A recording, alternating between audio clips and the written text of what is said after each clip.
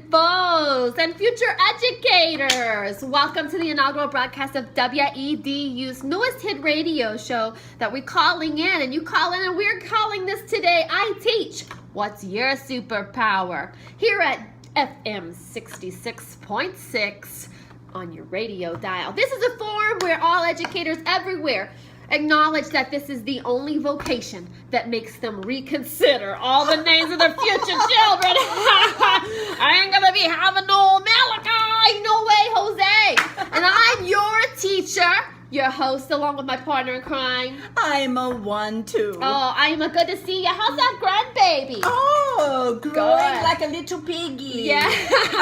Great to be here, Yura. Yeah. I'm so excited to be here today helping those that are in the education field, educating our future every day, all the way, come what may. For sure. Yeah, you know it, huh? Yes, it's my understanding that today our topic will be focusing on parent communication. And we did this because this is a favorite topic of teachers everywhere.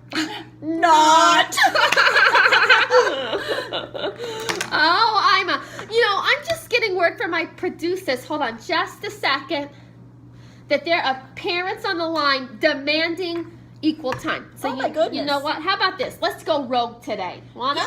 Why not? Yeah, rogue, here we go. Yes. Going rogue today, and we're gonna allow the parents to call in. This could be dangerous. Yeah, it probably could. Yeah. Yeah.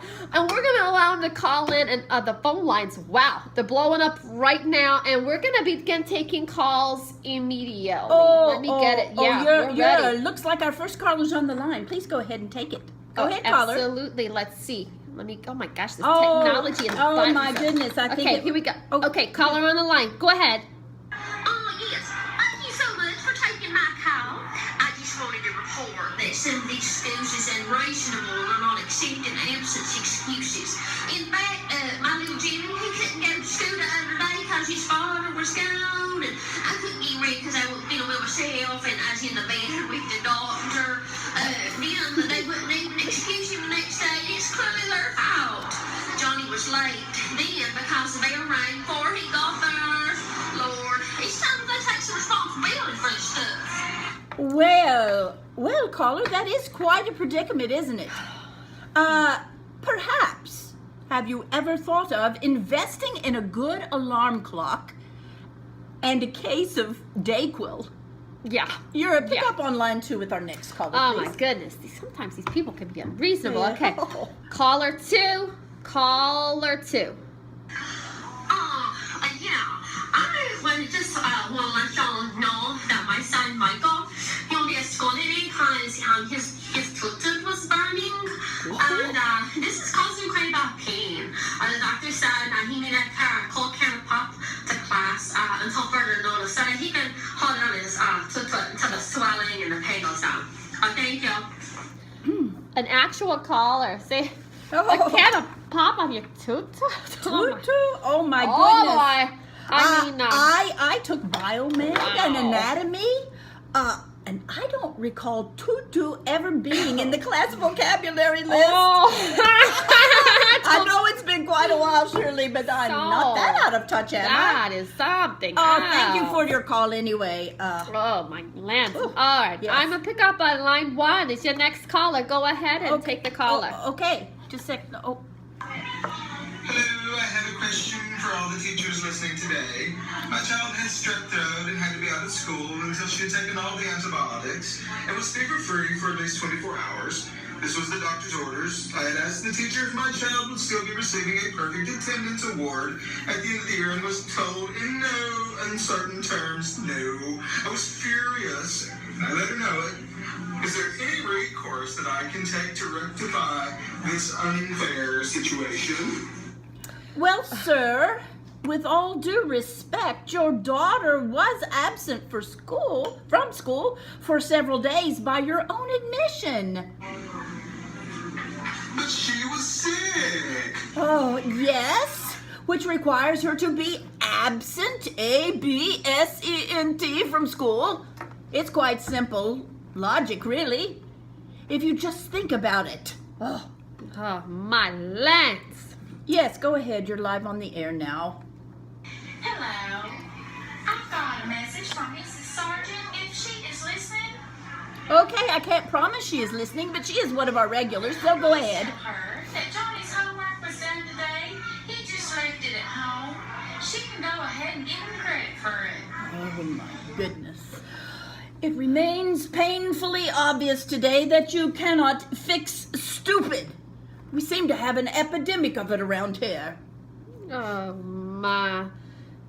my dear teacher educator. While it might seem frustrating and futile, and while it might be the kids that you're seeing every day, parents are a huge deal when it comes to doing your job effectively.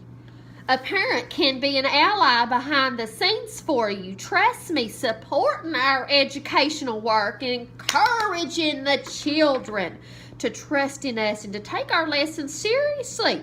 Getting a parent on board, oh my goodness, getting a parent on board requires building the right relationships with Yes, them. it does. Now, that role can sometimes be challenging, very challenging. And in order to get that rapport, you need to start off on the right foot. So, me and Ima here have come up with some things to help you.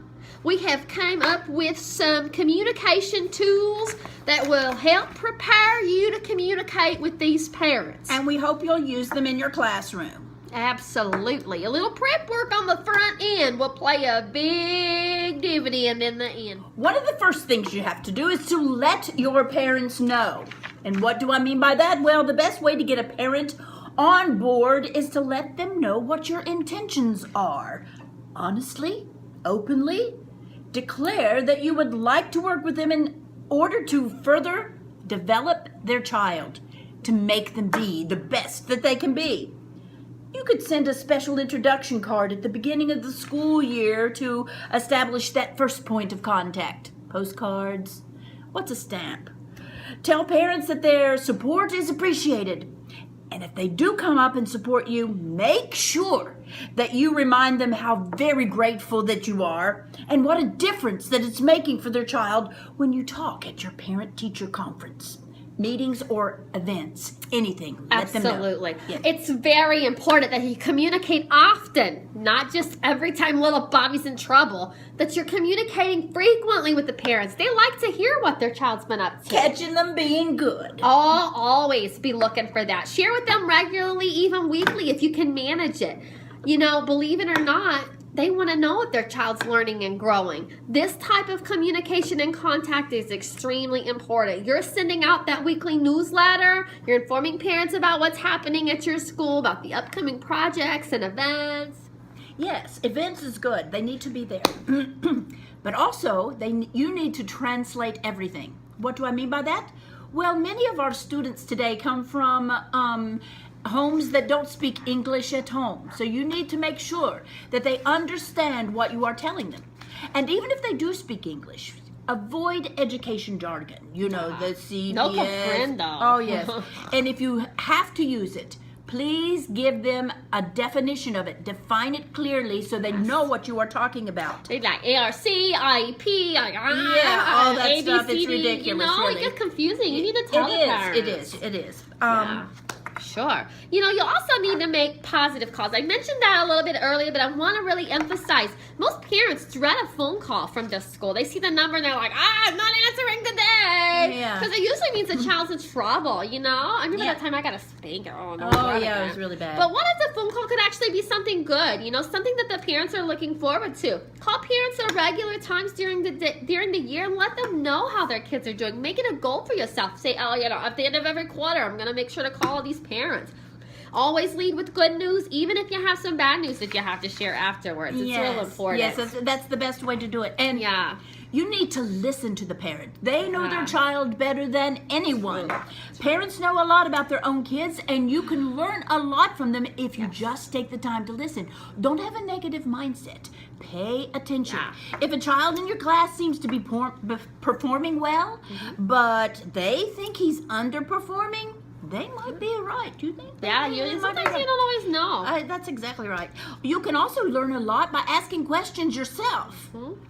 Yeah. Why not send out a feedback form every now and then? You'll show your parents that their opinion actually matters to you. Yeah. And you can get plenty of valuable information back from them, and you can create a relationship there that is going to be rewarding. I Yes. promise you. And that's a wrap. That's our folks. time. Yeah, that's our time. I'm sorry. Serious. Thank you for tuning in today.